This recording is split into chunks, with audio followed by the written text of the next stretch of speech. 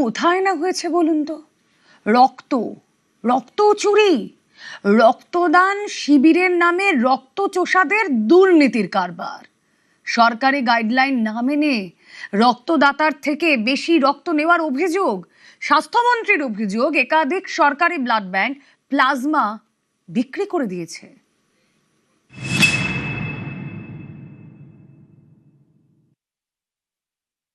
Usually আমরা যে রক্তটা নিই তার থেকে 25% বেশি রক্ত নেওয়া হয়েছে প্রাইভেট ব্লাড ব্যাংক। এদের মেন এইমটা হচ্ছে এই প্লাজমাটা, এবং প্লাজমাটাই হচ্ছে ব্যবসা। সরকারি নিয়ম বলছে শরীরের ওজন 45 কেজি বা তার বেশি হলে 350 থেকে 400 মিলিলিটার রক্ত নেওয়া যায়, কিন্তু এই রিপোর্টগুলিকে বুড়ো আঙুল দেখিয়েছে রক্তের কারবারিরা। রক্তদাতাদের থেকে বেশি রক্ত নিয়েছে বলে দাবি। নিউজ 18 বাংলায় এক্সক্লুসিভ রক্তদান আন্দোলনের উদ্যোক্তা। 30শে জুলাই নিউজ 18 বাংলায় প্রথমবার মুখ খুলেছিলেন রক্তদান আন্দোলনের সমাজকর্মী দীপঙ্কর মিত্র। কিভাবে বেসরকারি ব্লাড ব্যাংকগুলো রক্তদানের ক্ষেত্রে দুর্নীতি করে সেই অভিযোগ সামনে এনেছিলেন। অবশ্যই সবাই নয়, বাট অনেক ব্লাড ব্যাংক তারা কিভাবে রক্তদাতাদেরকে ঠকিয়ে অতিরিক্ত রক্ত নেয়, কিভাবে এই রক্ত বাংলা থেকে অন্য রাজ্যে চলে যায় অতিরিক্ত দামে।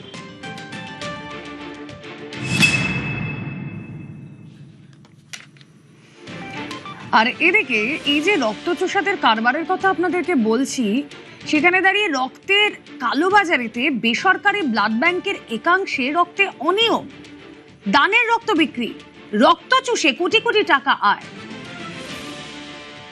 দুভাবে এরা নেয়। প্রথম হচ্ছিল যে পরিমাণ রক্তটা তাদের দরকার নেই তার চেয়ে অতিরিক্ত পরিমাণ ক্যাম্প করছে, প্রতিটা ক্যাম্পে ইনসেন্টিভ দিয়ে, গিফট দিয়ে, টাকা দিয়ে তারা প্রলুব্ধ করছে মানুষদের, করে রক্তটা নিচ্ছে।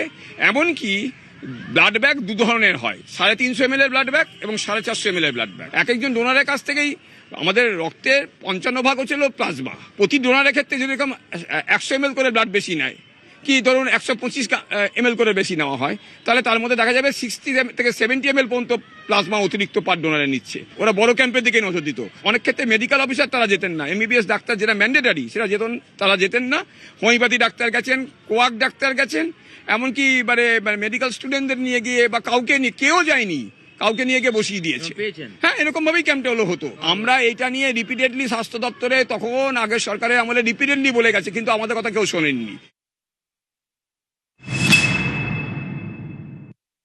45 কেজি ওজনের মানুষের জন্য 350 ml ব্লাড নেওয়া যায়, আর তার চেয়ে বেশি ওজন 55 বা তার চেয়ে বেশি ওজন হলে 450 ml ব্লাড নেওয়া যেতে পারে।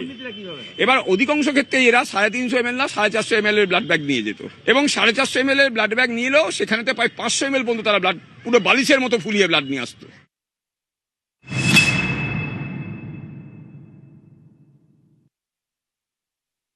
বিভিন্ন সময় বেসরকারি ব্লাড ব্যাংকগুলো আমাদেরকে প্রলোভন দিত যে তারা আমাদের সংগঠনকে অনেক রকমভাবে সাহায্য করবেন, ধরুন কালার টিভি দেবেন, এসি করে দেবেন, বা এরকম প্রলোভন দিতেন।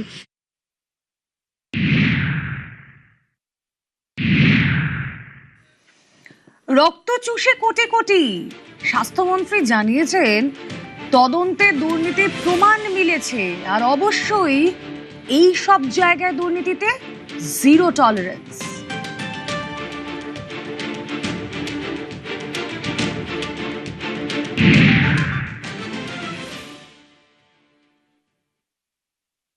সবকিছু তদন্ত শেষ করে আমরা পাওয়ার পয়েন্ট প্রেজেন্টেশন দেখাবো যে কিভাবে এই জিনিস চলছিল আর কত দূর অব্দি এসে করা আছে। কয়েকশো কোটিতে যাবে। আমার মনে হচ্ছে এটা আমার আওতার বাইরে। আমি যা তথ্য পাচ্ছি, আমি মাননীয় মুখ্যমন্ত্রীর সঙ্গে আজকে একবার কথা বলবো, কেন স্বাস্থ্য দপ্তরের মতো কাজ করে বেনিয়ম বার করে দিয়েছে। দুর্নীতিটা কিন্তু আমাদের হোম মিনিস্ট্রি বা পুলিশ মিনিস্ট্রি বা মুখ্যমন্ত্রীর নিজস্ব দপ্তরকে পাঠিয়ে দিতে হবে।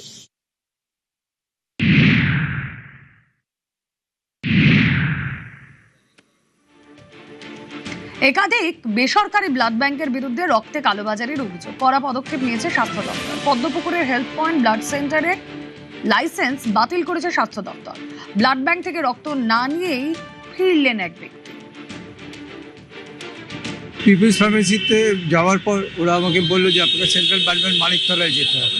এখন আমি চেষ্টা করছি মানিকতলা থেকে যদি আমি কালেক্ট করতে পারি, নাহলে আমাকে ফিরে যেতে হবে না পেলে। বহুদিন ধরে এটা চলে আসছে, এটা আজকে না, এটা বহুকাল ধরে চলছে। এই জিনিসের আমার তো মনে হয় না কোনোদিন বন্ধ করা যাবে বা হবে। সরকার তো প্রচন্ড পরিমাণে অভিযান চালাচ্ছে এবং এর লাইসেন্স ক্যান্সেল করেছে এইটার। অভিযান তো এর আগে বহুবার হয়েছে, তার ফল তো আমরা কেউ কিছু পাইনি। তো এখন যদি হয় ভালো, ওয়েল অ্যান্ড গুড, সেটা নিশ্চয়ই ভালো, মানুষের পক্ষে সেটা ভালো হবে।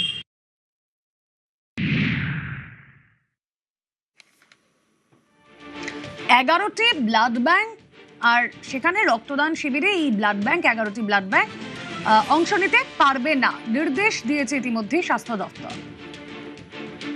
স্বাস্থ্য দপ্তর গত 28শে জুলাই গত মঙ্গলবার এই বেলেঘাটা ওম ব্লাড সেন্টার এখানেও অভিযান চালিয়েছিল। তারা বেশ কিছু কাগজপত্র এখান থেকে বাজেয়াপ্ত করেছিল। আমার আপনার দানের রক্তদান শিবিরের থেকে যে রক্ত সংগ্রহ করা হচ্ছে সেই রক্ত বহু দামে বাইরে বিক্রি করা হচ্ছে।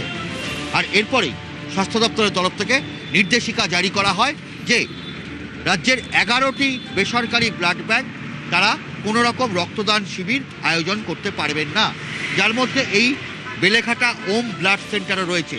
একই সঙ্গে রায়গঞ্জ এবং পূর্ব বর্ধমানের শক্তিগড়ে এই ওমের যারা মালিক তাদের আরও দুটি এরকম ব্লাড ব্যাংক রয়েছে। এই দুটিকেও গত 1 আগস্ট থেকে নিষেধাজ্ঞা জারি করা হয়েছে কোনো রকম রক্তদান শিবির সংগঠিত না করার।